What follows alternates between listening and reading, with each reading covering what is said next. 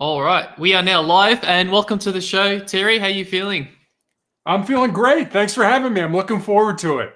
Thanks, guys. And just if you are watching at home, if you have any questions for Terry, don't be afraid. Put some questions in, and we're always happy to interact with the audience. And just before we jump into the interview, who can you provide some background into yourself, Terry? What you're doing at the moment? Sure. I'll give you kind of the Reader's Digest version of me. You can't tell this from sitting down, but I'm 6'8" tall and played basketball Wow. in college. Okay. I have a brother who's 6'7" who was a pitcher in college, and then my middle brother played in the National Basketball Association for the Cleveland Cavaliers. So height runs in our family. I went to college in Charleston, South Carolina on a basketball scholarship. And after I finished, I moved home to find a job. I was the first person in my family to graduate from college. I did find that first job in the corporate headquarters of Wendy's International, the hamburger chain. Unfortunately, I lived with my parents for the next 3.5 years as I helped my mom care for my dad and my grandmother, who were both dying of different forms of cancer. In my professional career, like I said, I've been a marketing executive. I've been a hospital administrator. I've been a police officer. I was an undercover narcotics investigator. I was a SWAT team hostage negotiator. Have my own security business. I've been a basketball coach, a speaker, and an author. And for the last 9 years, I've been what I consider myself a cancer warrior, as I've been dealing with this very rare form of cancer. My wife and I have been married for 27 years, and our daughter is a graduate of the United States Air Force Academy and is an officer in the newly created United States Space Force, new branch of the military. Fantastic. And there's a lot to unpack. There's a lot of questions I'd like to ask you. So I guess beginning at the basketball stage of your life, so because I'm in Australia, I'm kind of not familiar with the terminology, the NCAA. What is that just like a college circuit, or how does that work? It stands for the National Collegiate Athletic Association, and it's an overseeing body that basically breaks college sports down into Division I, Division II, and Division III. Division I are the larger, bigger schools. Division II are the kind of medium-sized schools, and then Division III are the smaller schools. So it governs all athletics or sports within the United States when it comes to colleges. I'm guessing there's levels, there's certain tiers and divisions and whatnot involved. Yeah, there are. Division I are your very large schools, your state schools. I'm in Colorado, so the University of Colorado or Ohio State or Notre Dame or something like that. And then your smaller schools, and a lot of this has to do with the amount of scholarships that the schools are allowed to give. Division I schools are allowed to give more scholarships. Division II give a smaller amount, and then the Division III schools don't give any kind of athletic scholarships. Any scholarship would be based on need or some type of an academic scholarship. Right. What's the likelihood of someone playing in these divisions and then making it professional? I'm only assuming it would be very tough to crack into the professional space. It's infinitesimal. I mean, the number. I mean, there are probably maybe, and I'm just guessing, maybe 100 athletes that get drafted to play in the professional ranks, and then I don't know how many of them get cut along the way, and you have even a smaller amount. So I used to know this number. I used to talk to kids when I would come home from college in the summer and talk to them about staying in school and concentrate on your academics and that, and just because it's so ridiculously small, the chance of you ever making it professionally. Yeah, you almost have to be a freak, an outlier, standout almost. So well, and in all honesty, the international players, from Australia or Europe and stuff like that, are having a much bigger impact on the professional level here in the United States than are the U.S. players. So, I mean, the international players are just much more fundamentally sound then I mean, all our kids think they're Michael Jordan, and there's only one Michael Jordan. So, speaking of Michael Jordan, who's the GOAT, LeBron James or Michael Jordan? Well, I have to say Michael Jordan for two reasons. Because one, I played against Michael Jordan when I was a senior in college. Wow. And two, my youngest brother coached both of his sons when they were in high school. So it's kind of a funny story. He was at practice one day and he was teaching the kids something. And it was towards the end of practice, and he looked up, and none of the kids were paying attention to anything he was saying. And so he looked over to where they were looking, and Michael Jordan had come into the gym as a parent to pick his kids up after practice was done. And so my brother looked at him and said, "Hey, Michael, would you mind stepping out? You know, you're kind of a distraction here." And Jordan was just a super guy. And, you know, he didn't try to micromanage or anything. And he said, "Sure, coach, no problem. I'm sorry for the distraction. I'll wait in the hall till practice was over." And later my brother thought, you know, I'm probably the only coach in the history of basketball that's ever kicked Michael Jordan out of practice. So there you go. Wow. That's definitely a story to tell. Jeez. It is. It is. I try to tell it as often as I can because it embarrasses my brother terribly. Oh, wow. Okay. So, and how long were you playing basketball for? So I started when I was probably about 9 years old, and I played up until my senior year in college. So till I was 21.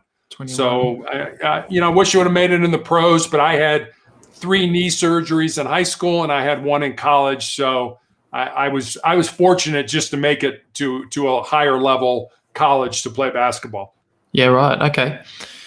And I guess transitioning to, how did you so you transitioned to Wendy's. How did you make the switch to joining the police? That's a real head scratcher, that one. It is.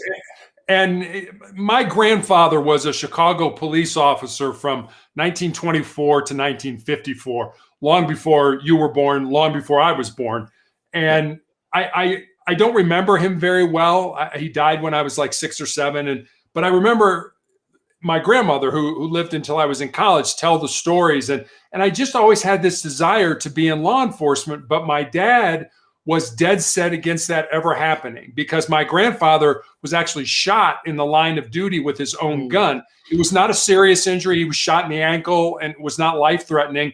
But my dad always remembered the stories my grandmother told about the knock on the door of, "Mrs. Tucker, please grab your son. Your husband's been shot. Come with us." And he was like, "Absolutely not. You're going to go to college. You're going to get a degree. You're going to go into business." And I did. I majored in business in college because my dad told me to. I did, what 17, 18-year-old kid has any idea, really what they want to do with their life?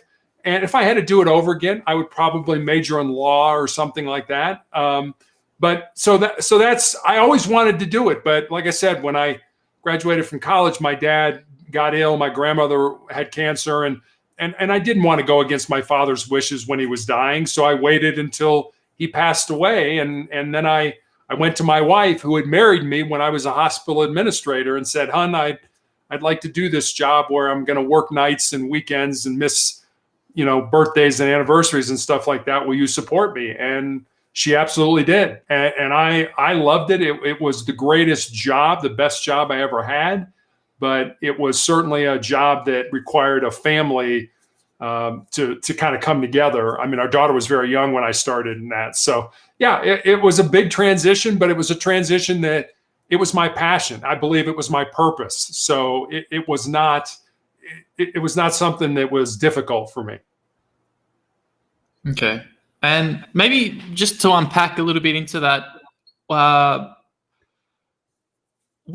is the SWAT? So what is a SWAT team? So what does a hostage negotiator do? So a SWAT team is we used to say, so when the public needs help, they call the police. When the police need help, they call SWAT. And SWAT are the people who we're policemen, but we also have much more training. We have the bigger guns, and we have the armored vehicles, and we have all that kind of stuff. So if it's a really bad situation, sometimes we're going after a murder suspect who we know where they are. Sometimes it's an individual who has barricaded themselves in a house and they may have a hostage, or it may just be them and they have a gun.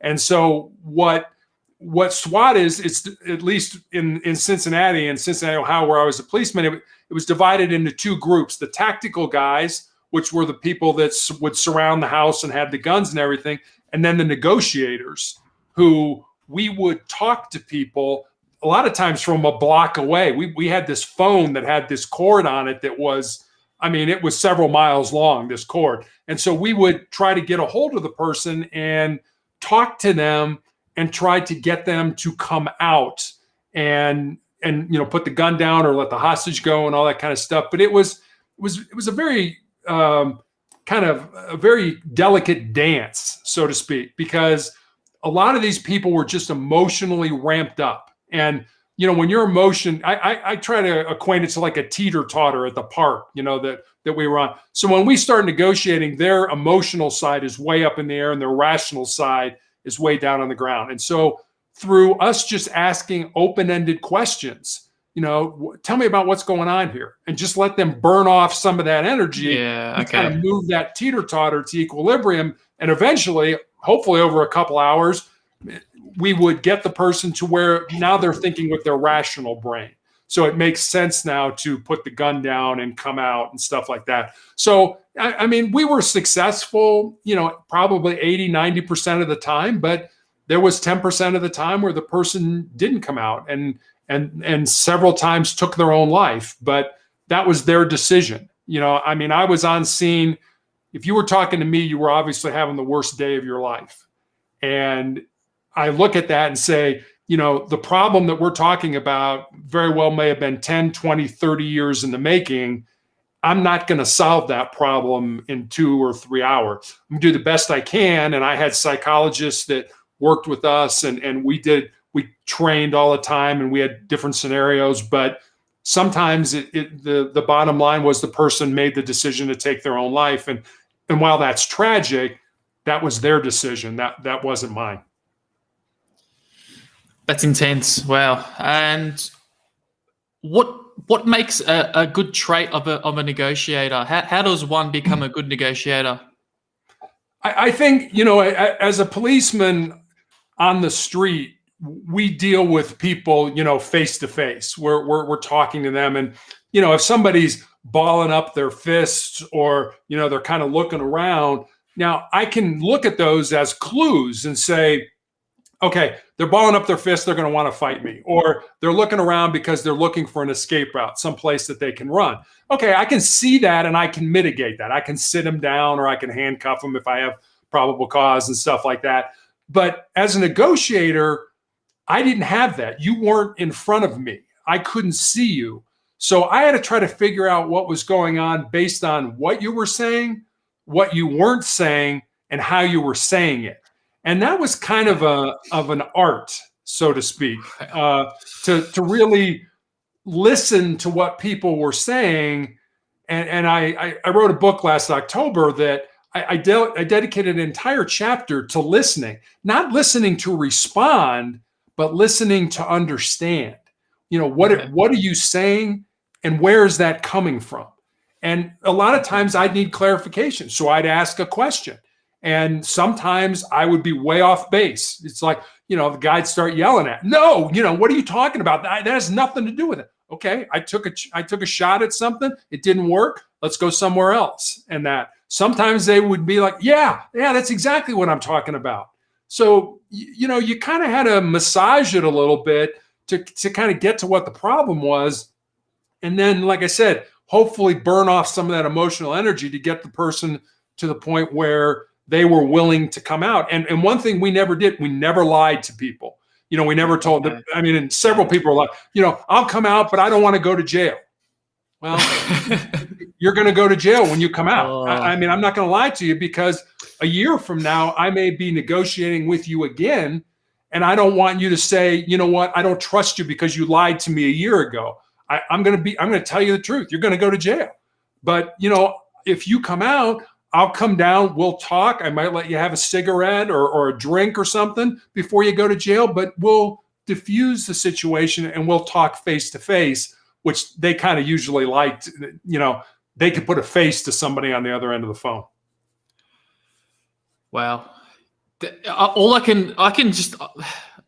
can say is that must be such a high pressure situation. It's almost like you're playing this psychological chess with this person, that if you make one wrong move, they can take the life of an innocent person or take their own life. So yeah, much respect to that, because that takes nerves of steel to be put in that position.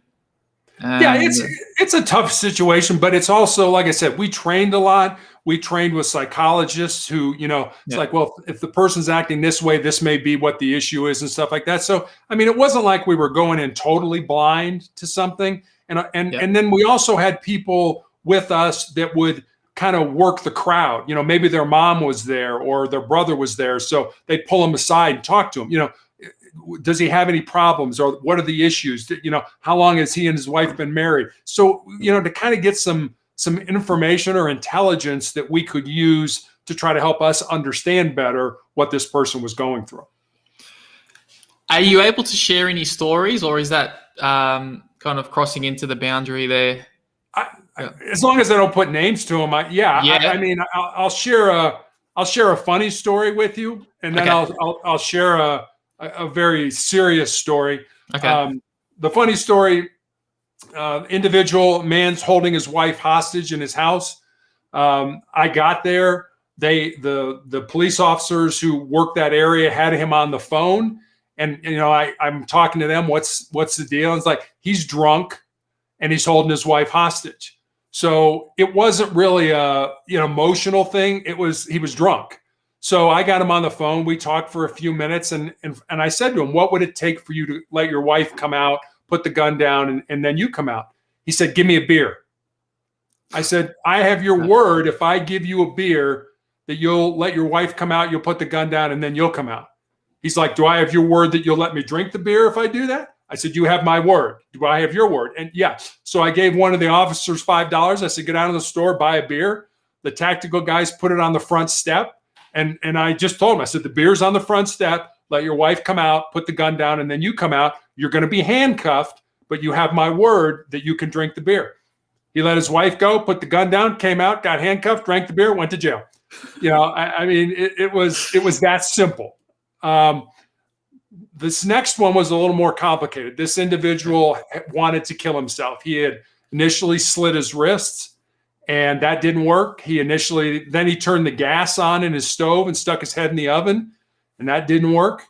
And I don't know if he called a family member or a friend, but he ended up, somebody ended up calling the police, and the police get there, and then I eventually get there, and I'm talking to him, and now he's got a gun.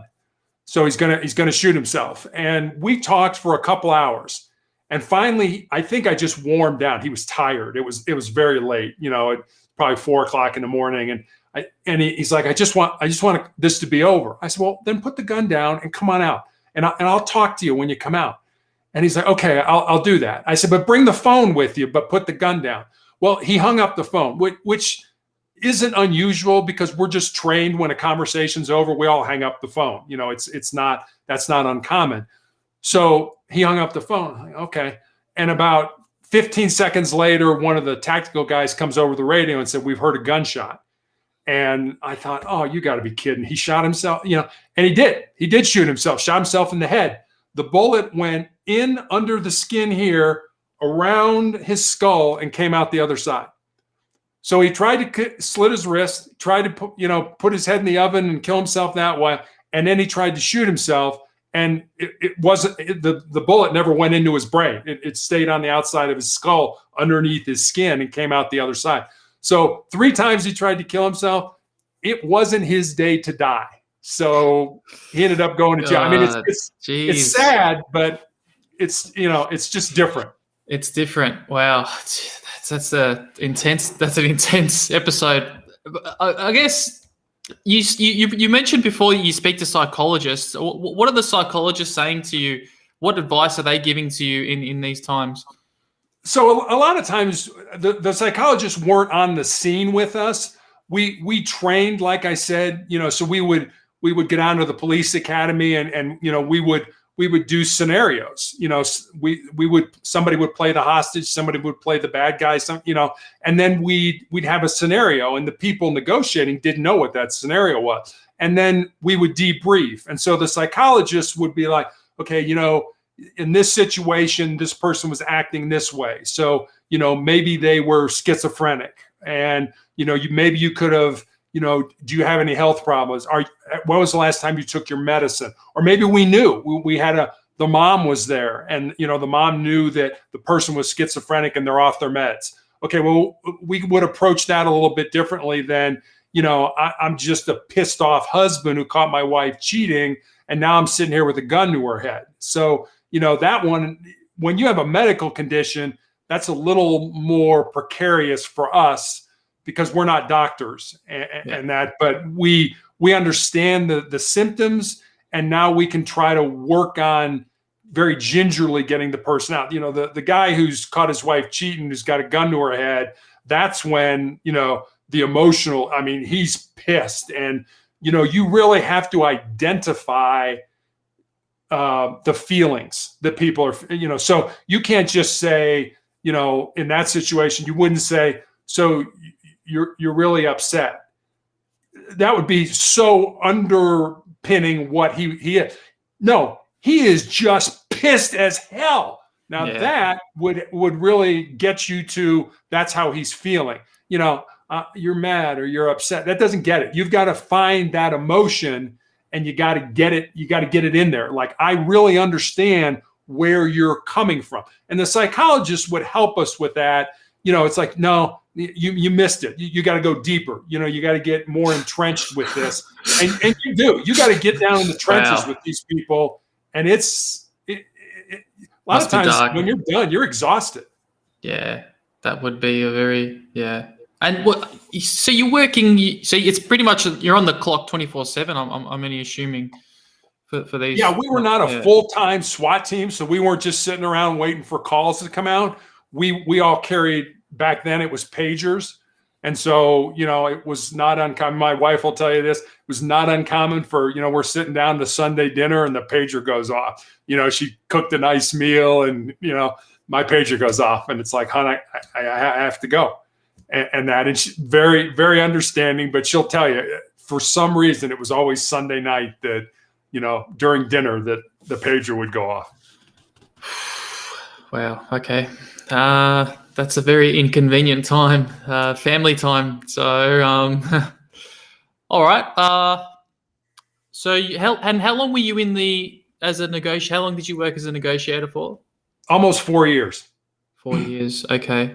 What was the biggest challenge during that time, or maybe the biggest learning that you went through in that time? It took me a while to, like I said, to figure out that what people were saying just based on, or what was going on just based on what people were saying, because I didn't have the person in front of me. I couldn't tell, whether they were mad. I could tell whether they were mad, but I couldn't tell, were they mad and sad? Were they, depressed? Were they, I just don't care? You kind of had to discern all that from what these people were saying, or what they weren't saying, what they weren't telling you. And a lot of times they'd send you down a rabbit hole where, you're talking about something over here, excuse me, and the real problem is over here. And they haven't said a word about what the real problem is. And a lot of times it would take you going down that rabbit hole and then kind of coming back and realizing, okay, we're not getting where we need to be. I got to ask another question. And maybe that question would get us a little bit closer to what the real issue was. Because people weren't willing to volunteer right away. Here's my big problem. A lot of times they'd send you somewhere where they were more comfortable, but that wasn't the reason that you were there at that time. Okay. So would you say that you're a better people reader now? You can tell when people are lying, or you can you've got that sense there, or not really? Or I mean, to a point. I'm not Yeah. going to say I know when everybody's lying, but I can kind of tell when something's Things are not off. right here. Yeah, this doesn't seem right, or something's going on. So, I mean, especially if I'm out, and if grocery store or something like that, you're just kind of very aware of your surroundings and that. And, that's not right. I mean, you see this guy in the parking lot keep going up to cars and, bugging people. And you're like, no, Right. when you're putting your groceries in your car, you're pretty vulnerable, and somebody comes up behind you. And even if they're like, hey, do you have $5 or do you have $1? Wait a minute. You just scared the heck out of me. And I saw that one day. The reason I say that, I saw that one day when I was getting groceries, and he kept going up to all these women and scaring the heck out of them.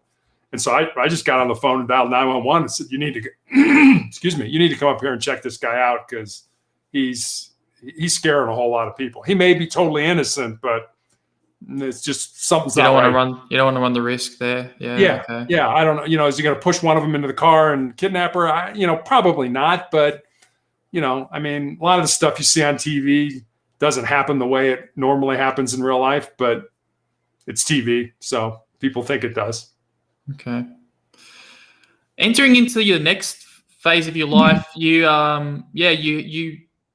came up against the pretty bad circumstances, which was your health.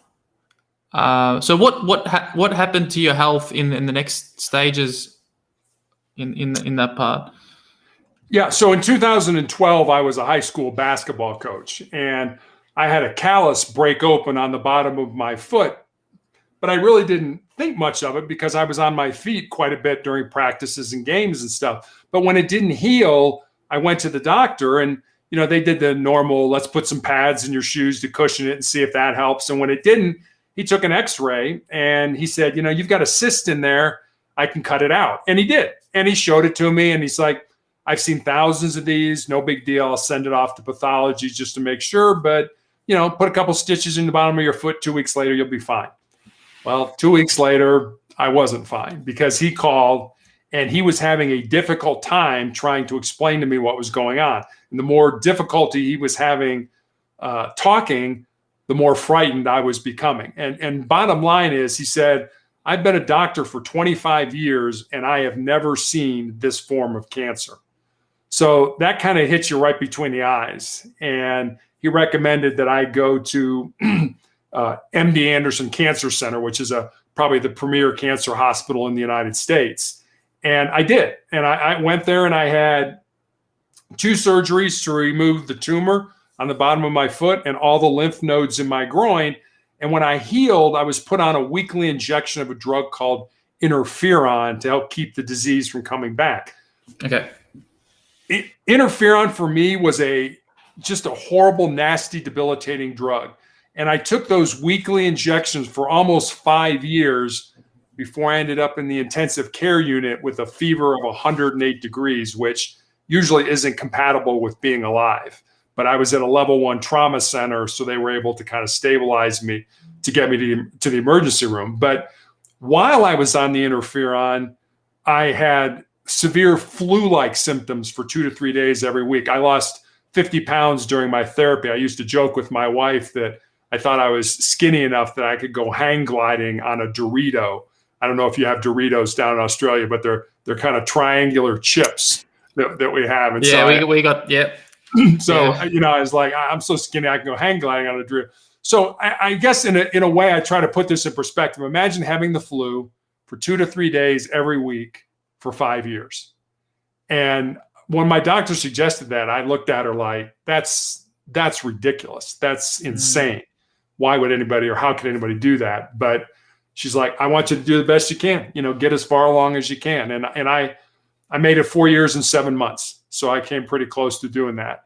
But one thing I've learned during that whole thing, during all that pain, all that suffering, is that you have 2 choices. You can either succumb to the debilitating discomfort and misery, or you can learn to embrace it to make you a stronger and more determined individual. And I chose the latter. But after the interferon was stopped in 2017, the cancer came back. So in January of 2018, I had my left foot amputated. The disease came back in 2019, and I had 2 more surgeries. And then last year, an undiagnosed tumor in my ankle grew large enough that it fractured my tibia, my shin bone. And they scanned me and realized that my entire lower leg was just full of cancer. So during the middle of a pandemic, my wife dropped me off at the hospital, and I went in and had my leg amputated above the knee. And I also found out I had tumors in my lungs. So I'm in a trial now to determine the efficacy of a drug to fight those tumors. I'm having some success. They've shrunk by about 20%, but my doctor's not talking about curing. He's just talking about buying me some time. And is cancer running in your family? Is it genetic or? Cancer does run in my family, but 2 summers ago, I had a genetic test of the 88 genes that doctors either know or suspect cause all different forms of cancer: lung cancer, brain cancer, liver cancer, all that stuff. And I had absolutely no mutations in any of my genes. So that begs the next question to my doctor: why did this happen? And he's not been able to give me a real good answer. He said, the only thing I can point to is you might have had a trauma in that area. And I'm like, I know me. I've never broken that foot. I've never had an injury. I've never even sprained an ankle during basketball on that foot. But yet I had this very, very rare form of melanoma, of cancer that appeared. So really there isn't a why. So I don't really worry about it anymore. I mean, I have it. I got to play it. So yeah, sorry to hear that. Look, I know that you sound like a determined individual, so I'm sure you will be fine. Don't really know what to say, to be honest. So is there any advice that you can give to males about this type of thing, getting checked up at the doctor, or what advice could you provide?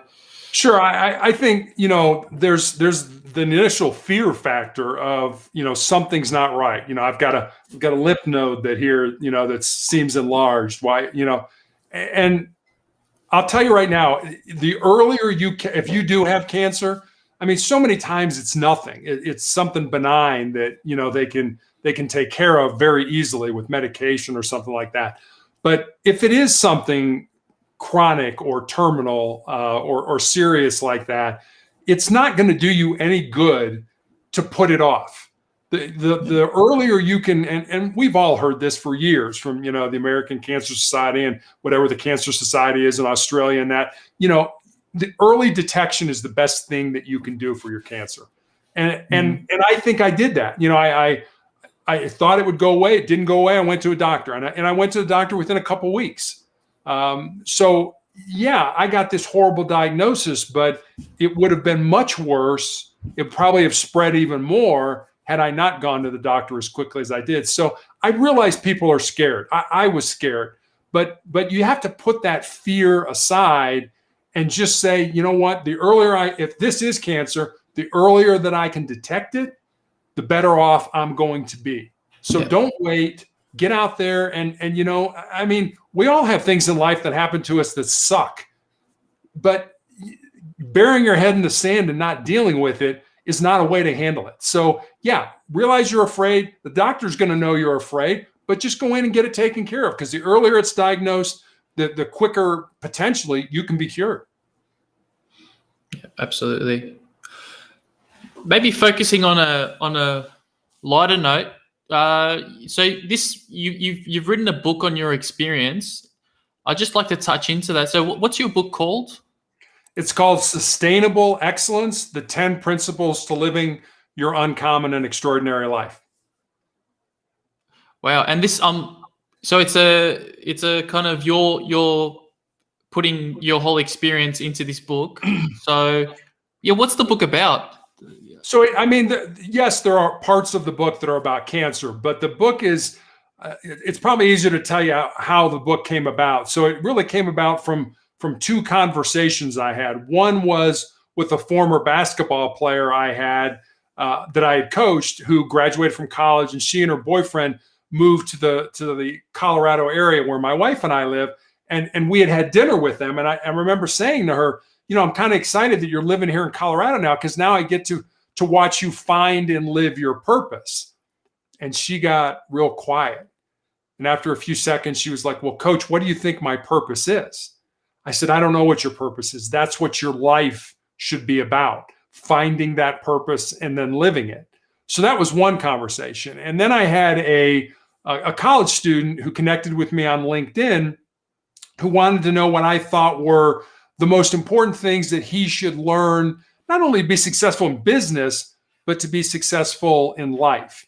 And I didn't want to give him the standard, get up early, work hard, help others. I mean, those are all important things, but I think they've been done. I kind of wanted to go deeper.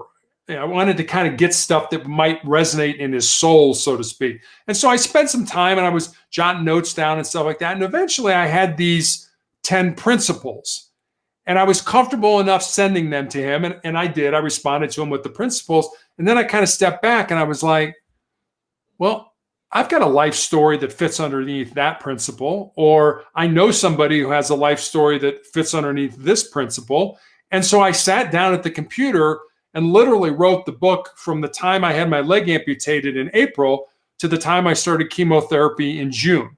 And I would just sit down at the computer because I already had the principles, and I would just talk about stories and write down stories that either illustrated the principle itself or in some way had a connection to what the principles are. So that's kind of how the book became, how what happened became a book. And then, so now I've got a book, but do I have a book? So my wife works with some younger people, and he's a former special forces type guy. And his wife is a former attorney or former prosecutor who's now a real estate attorney. And they're in their early 30s. And I gave them the book, and I'm like, be honest with me. Is this garbage, or is this something that might benefit people? Yeah. And independently, they both read it and was like, no, you should get this published. So that's kind of how it came to be. Okay. Wow. And okay, so your writing schedule was, you were writing during the whilst being in hospital and whilst getting treated. How did you find your writing schedule? What was that like? So I really I gave myself only 2 rules. And one was I would write a minimum of 1 page every day. And the second rule was I will not edit anything until I have the first draft. And to be honest with you, there were days where I wrote, pages of garbage. And I'm writing and I'm like, I know this is never going to make it into a book. It's just not that good. But then there were other days where, this is good. And so, it's a commitment like anything else. If you want to do something like, you have to commit yourself to it. And so just having simple rules, you will write 1 page a day minimum, and you will not edit it. I didn't go back until I had the first draft, and I didn't worry about spelling. I didn't worry about punctuation. I didn't worry about grammar. And what is that? Sorry. And why the second rule? Why did you put the second rule in there? Because I didn't want my brain to be focused on what was. I was like, okay, I got to get this story in. I got to get this story down. I got to get this story. I wanted to keep moving forward because I knew there would be plenty of time to go back and read this and say, that's terrible. Take that out. Or wait a minute, that's not the right word. Or whatever, and go back and do it. So I didn't want to spend my time editing. I wanted to spend my time writing. Yeah. Okay. You speak of controlling your mind so it doesn't control you. It's a very powerful statement to make. What are some ways that people can control the mind or have better control over the mind? Yeah, I mean, our minds, we know this. Our minds are hardwired to avoid pain and discomfort and to seek pleasure. So to the brain, the status quo is familiar and comfortable and should just be left alone. Don't try anything new. I mean, if you decided today that you wanted to go skydiving, sure, I'm going to go skydive, but your brain's going to start playing with you. It's going to be like, your parachute may not open, or, you might get killed doing this, or I mean, all the things that you could potentially have in your brain. So the fact that your brain knows all these vulnerabilities, all these insecurities, all these fears, and doesn't want you to do anything to grow, it's going to play with you on those things. So you need to control your mind, because if you don't, it's just going to keep snowballing. I'll give you an example. When I was in high school, I was and I don't mean to sound conceited, but I was a very good basketball player. But then I hurt my knee and I needed surgery. And then I needed another surgery. And I was out of the game for, probably 8 or 9 months. And I remember when I went back, I had to deal with my demons, with my brain, because my brain was telling me, you're not that good anymore. You're a step slower because you had these knee surgeries, or all these people are better than you because they had all this time to prepare and practice. So yeah. I had to control my mind to otherwise I would have been like, I'm not any good anymore. I'm terrible. I probably would have given up. So I had that experience when I was in high school of having to control my thoughts, my mind, my brain, whatever you want to call it, so that I can only have something positive. And I'll give you an example, and I'm really going to date myself with this. So back in 1976, there was a United States gold medal winning Olympic swimmer by the name of Shirley Babashaw. She had a great quote, and this is what she said. She said, "Winners think about what they want to happen, and losers think about what they don't want to happen." So winners can override their brains and focus on the positive aspects of competing, whereas losers, all they can do is think about the things they don't want to happen, the negative aspects of competition, and they can't see the positives of pursuing a goal or a dream. And I think that's such a powerful quote. Why are people successful? Because they can control their brain. Why are people not successful? Because they can't control their brain. Because their brain is telling them, don't do that. That's scary. But that scary is the only way you're going to grow. That scary is the only way you're going to get better. I always tell people, especially young people, if there's something in your heart that you want to do, some passion that you have that you want to pursue, and it scares you, then do it. Because when you get to be my age, when you come to the end of your life, the things you're going to regret are not the things that you did. They're going to be the things that you didn't do. And at the end of your life, there's nothing you can do to go back and do them. So if it's something you have a passion and it scares you, go ahead and try it. What's your opinion on there's this notion to, I guess, take things easy and to not take life so competitively. Like what do you have any opinion on I guess people of this mindset?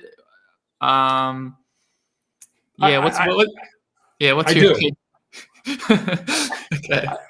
And helping people find their purpose or their passion is kind of my passion now. Okay. And I recall a quote from Mark Twain, who's an American novelist, who said, "The two most important days of our lives are the day we're born and the day we figure out why."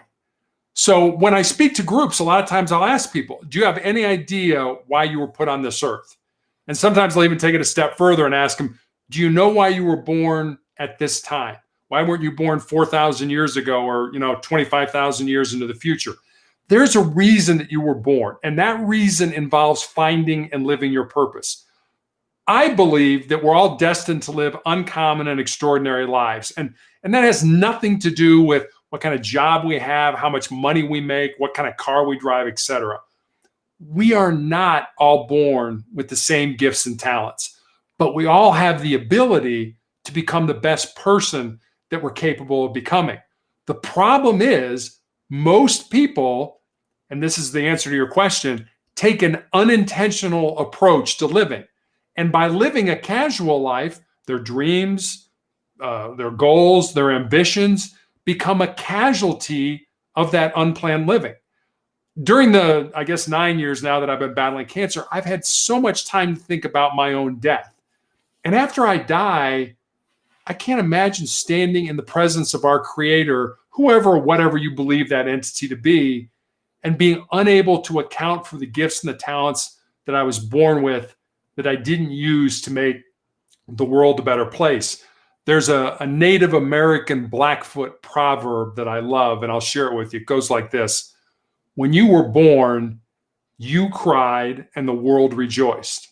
Live your life in such a way so that when you die, the world cries and you rejoice. The only way to find your purpose is to search it out, to try things that make you uncomfortable, to fight against the status quo, to experience things that scare you. Finding your purpose or your why is important because it's the reason you were born. And the only way to discover that reason is to be open to it and search for it with your heart. Well said. Well said. Okay.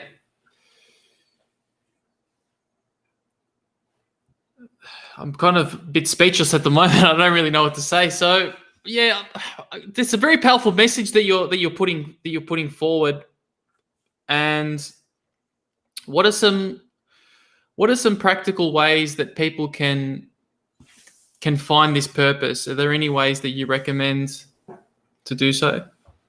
So I guess probably the easiest way for you or for me to explain this to you is I have what I call 4 truths. I used to have 3. I've just added one literally this weekend. I've been playing with it, and should I add it? And it's something I feel is very important. And I'll share those with you because maybe it'll help people to understand how they can come up with their truths, how they can live their lives, so to speak. So the first one we've already talked about. It's control your mind or it will control you. The second one is embrace the pain and the suffering that we all experience in life, but use that pain and suffering to make you a stronger and more determined individual. And then the third one, and this is the one that I just added, is what you leave behind is what you weave in the hearts of others. And then the fourth one is, as long as you don't quit, you can never be defeated. So these are kind of my truths. And recently I had one of my nurses in my clinical trial come up to me and say, you know, Terry, this trial, this drug is really beating you up physically.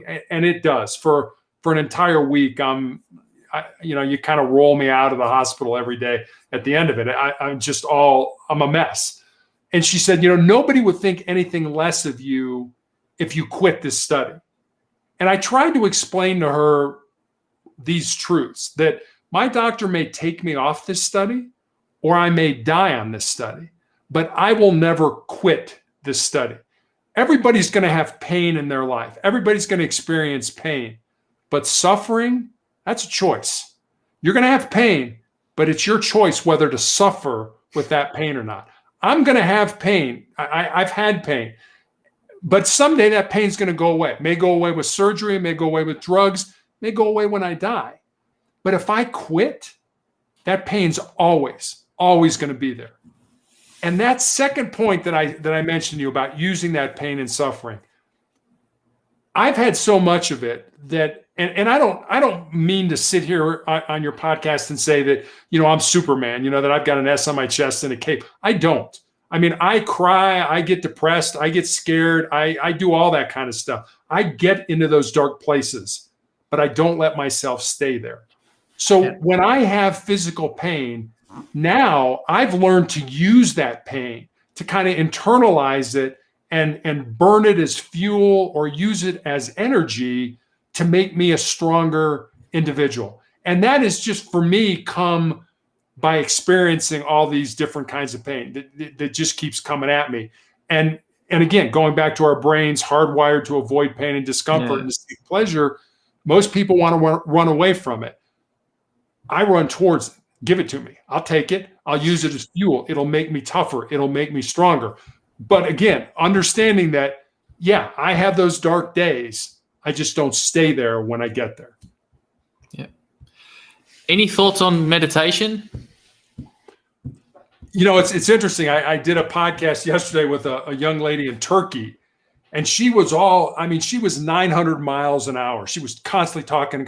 And I looked at her and I said, when was the last time you went into your room, closed the door, sat down in your chair, closed your eyes, and just listened to yourself? Not talking, just listen to your heart, listen to your soul. I think that's incredibly important. I think, kind of centering yourself is very important. I do it kind of in a different way. I probably pray for an hour every day. That's sort of my way of meditating or kind of getting centered. I pray for myself. I'm not going to lie to you. I pray for the miracle to remove these tumors from my lungs. But I've met so many people through my cancer journey, people at the hospital and stuff like that, that I feel need my prayers, that want my prayers, that ask me to pray for them. So I spend a lot of time praying for them, asking God to help them on their journey. Recently had a guy I graduated with from college who found out he has end-stage pancreatic cancer. And he'll call me up and he's like, you've been doing this for 9 years. I just found out, within months that I've got this disease. How do you deal with it? And so we talk, and he'll call at all hours of the day and night. How do I deal with this? Well, let's just talk about it. And like I said to the woman in Turkey yesterday, everything you need to succeed in life is already inside you. You don't have to find it out there. It's already inside you. You just need to be calm and quiet enough to find it and let it come to the surface, and then use it to your benefit. Yeah. And I guess I'm just curious, what does your diet look like? I'm just curious from that perspective now in the cancer treatment, what are they suggesting to eat and things like that? Say that one more time. You kind of cut out on me on that. So I'm just curious about your diet. What the doctors are recommending for you to eat at the moment and drink. So my doctors don't really talk about that, but okay. I'll give you an idea. So one of the diagnostic tools that was used to determine if my cancer had spread or not is a thing called a PET scan. And don't ask me what PET stands for because I couldn't pronounce it anyway. But what they do is they inject radioactive sugar into your body.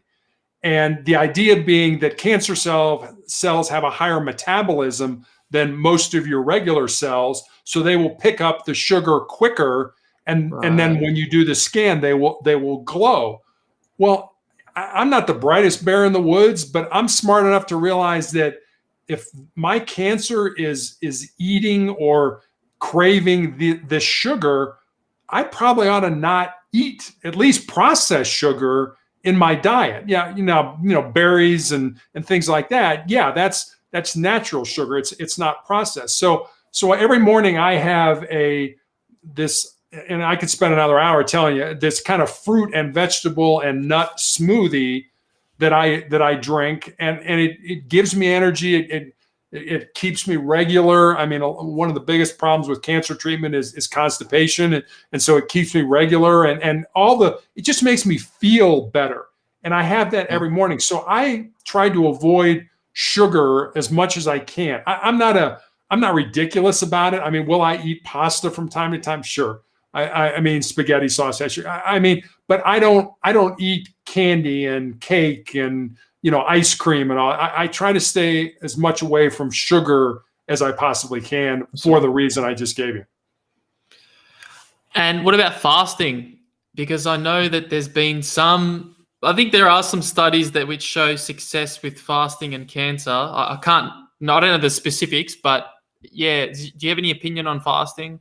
I don't have a lot of information on it, so I really can't speak to it. I know that I need food, especially protein. I know my doctor, my nurse practitioner more than my doctor will be, are you getting enough protein? Are you getting enough protein so your body can heal from, this treatment that we put you through? So protein is it's something that I do concentrate on. I'll have an egg white omelet or something like that with veggie bacon and natural cheese or something like that, so that I get as much protein as I possibly can. But I've never tried fasting. I find I need the food as opposed to saying, I'm not gonna eat for a day or two or something like that. I think I would have some problems with that. Okay. Yeah, I'm not a doctor, so I mean, I've just done a little bit of reading. There's a guy, Alan Goldhammer. He owns his own clinic, and he does all these trials, 10-day fasts, and all these things. So yeah, I just thought maybe I'd bring it up. But I'd certainly, if people are interested, getting information and then making your own decision, I think is huge. I mean, one thing, I don't drink soft drinks. I don't drink alcohol. I mean, almost exclusively, I just drink water, and to try to stay hydrated and all the benefits of water. So I don't drink sugary drinks and stuff like that. Although it's funny, when my stomach's upset when I'm at the hospital, I might have a ginger ale or something like that. But for the most part, it's just strictly water. Strictly water. No worries, Terry. Well, my battery's actually about to run out on my camera. So we've almost hit an hour. So I think I might end the show here. It's been a pleasure speaking with you. And you too. Is there anything you're promoting at the moment for my audience might be interested in? I mean, certainly, if you feel compelled to get my book, I mean, when the book first came out, I was literally hell bent on selling it, and I had a best-selling author in the UK kind of pull me aside. He said, "No, you're missing the point here. You're not in the business of selling books. You're in the business of helping people. If you help people, your books will sell themselves." And he was so right. And so I don't push the book, but I really think it has a benefit, especially to younger people. And so if you go to my website, motivationalcheck.com, there's access to the book. There's access to my social media pages. And if you want to send me an email directly, motivationalcheck@aol.com. Perfect. All right. Pleasure. Thanks for being on the show, Terry, and enjoy your day.